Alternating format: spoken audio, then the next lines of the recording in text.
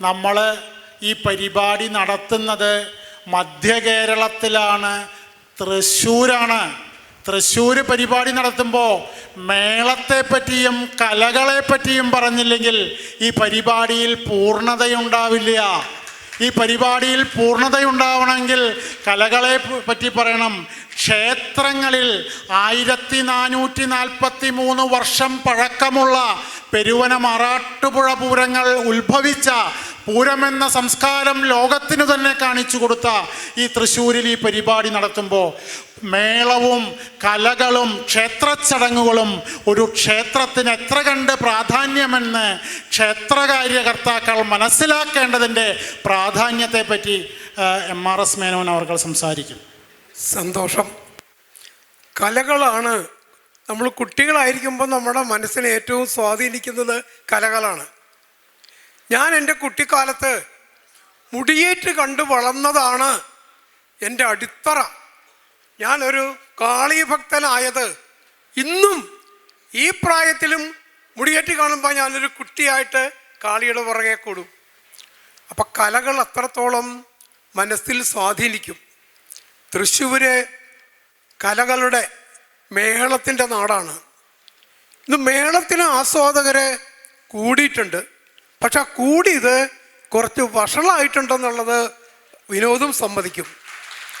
ഇന്ന് മേളം കേൾക്കലല്ല, മേളം കേൾപ്പിക്കാതെ മേളം കൂക്കി വിളിക്കുക, ബലൂണ് കൊണ്ടും കൂക്കി വിളിക്കുന്ന അവസ്ഥയിലേക്ക് അത് ആസ്വാദനമല്ല, ആസ്വാദന ആഭാസമായി മാറിയിട്ടുണ്ട്.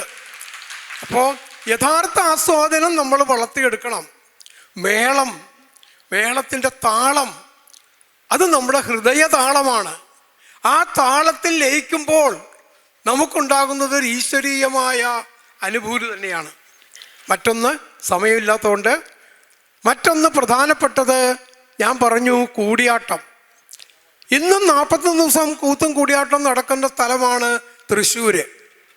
പക്ഷെ ഞാൻ അവിടെ കഴിഞ്ഞ തവണ ഒന്ന് കേൾക്കാൻ കയറിയപ്പോൾ 5 or 6 പേരാണ് യുനെസ്കോ ലോക പൈതൃകത്തിൻ്റെ ഭാഗമായി മഹത്തായ കലാരൂപമായി പ്രഖ്യാപിച്ചിട്ടുള്ള കൂടിയാട്ടം അതിൻ്റെ ജന്മനാട്ടിൽ 6 or 7 പേരെ കാണാൻ. പത്രത്തിൽ വലിയ വാർത്തയൊക്കെ വരും, എല്ലാവരും പറയും അഭിമാനം ഉണ്ടെന്ന് പറയും.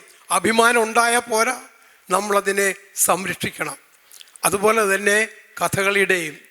എൻ്റെ ഏറ്റവും കുട്ടിക്കാലത്ത് ദുര്യോധനവധവും കീചകവധവും ദക്ഷയാഗവും ഒക്കെ കണ്ടിട്ടാണ് എൻ്റെ മനസ്സിൽ ആദ്യം അധർമ്മവും ധർമ്മവും എന്ന ബോധത്തിൻ്റെ വിത്തിട്ടത്.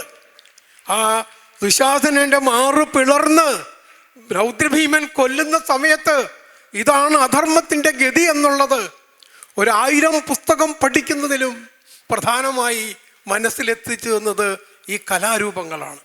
ഇത് നമ്മുടെ രാഷ്ട്രത്തിൻ്റെ പൈതൃകത്തിൻ്റെ ഭാഗമാണ്.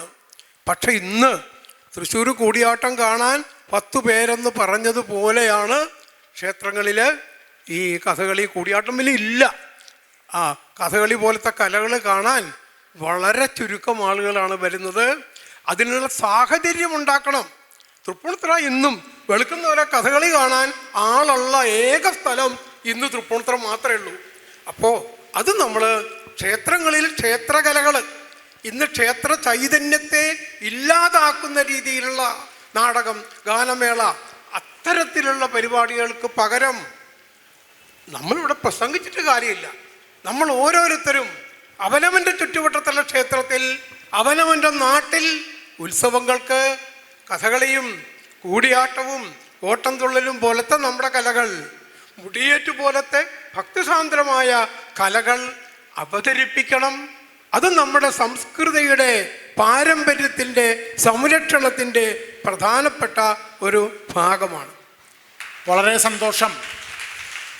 അതിലെ ഒരു ചെറിയൊരു കാര്യം തൃശ്ശൂർക്കാരൻ എന്ന നിലയിൽ പറയാതെ പോകുന്നത് ശരിയല്ല എന്നതുകൊണ്ട് ഞാനിവിടെ പറയുകയാണ്. കൂടിയാട്ടം ക്ഷേത്രങ്ങളിലെ കൂത്തമ്പലങ്ങളിൽ ഇത്രയും ഗംഭീരമായി കൂടിയാട്ടവും കൂത്തും നടക്കുന്ന തൃശ്ശൂർ വടക്കുംനാഥൻ്റെ മണ്ണിലാണെന്നുള്ളതിൽ യാതൊരു തർക്കവുമില്ല. 5 കൊല്ലത്തിലൊരിക്കൽ, അതായത് തപതീ സംവരണം, സുഭദ്രാധനഞ്ജയം, ശൂർപ്പണഖാംഗം തുടങ്ങി 5 കൂടിയാട്ടങ്ങൾ ഓരോ വർഷവും കൃത്യമായി നടക്കുകയും ഈ കൂടിയാട്ടവും 41 ദിവസത്തെ കൂത്തും 7 ദിവസത്തെ നങ്ങ്യാർകൂത്തുമടക്കം വടക്കുംനാഥൻ്റെ മണ്ണിലും ഇരിഞ്ഞാലക്കുടയിലൊക്കെ കൃത്യമായിട്ട് നടക്കുന്നുണ്ട്. അതോടൊപ്പം തന്നെ ഈ കൂത്തും കൂടിയാട്ടവും കാണാൻ കേരളത്തിൽ അങ്ങോളം ഇങ്ങോളമുള്ള, ഇന്ന് പഴയ KP നാരായണ പിഷാരടി സാറിൻ്റെ കാലഘട്ടം കഴിഞ്ഞ് കുറച്ചു കാലം ഇല്ലാതിരുന്നുവെങ്കിലും ഇന്ന് വളരെ ഭംഗിയായി കൂത്തമ്പലം നിറച്ച് രാവേറുന്നത് വരെ ആളുകളുണ്ട്. അപ്പോൾ അത് തൃശ്ശൂരൊക്കെ ഒരു പരിധിവരെ ഭംഗിയായിട്ട് നടക്കുന്നതിൽ വളരെയേറെ അഭിമാനമുണ്ട്.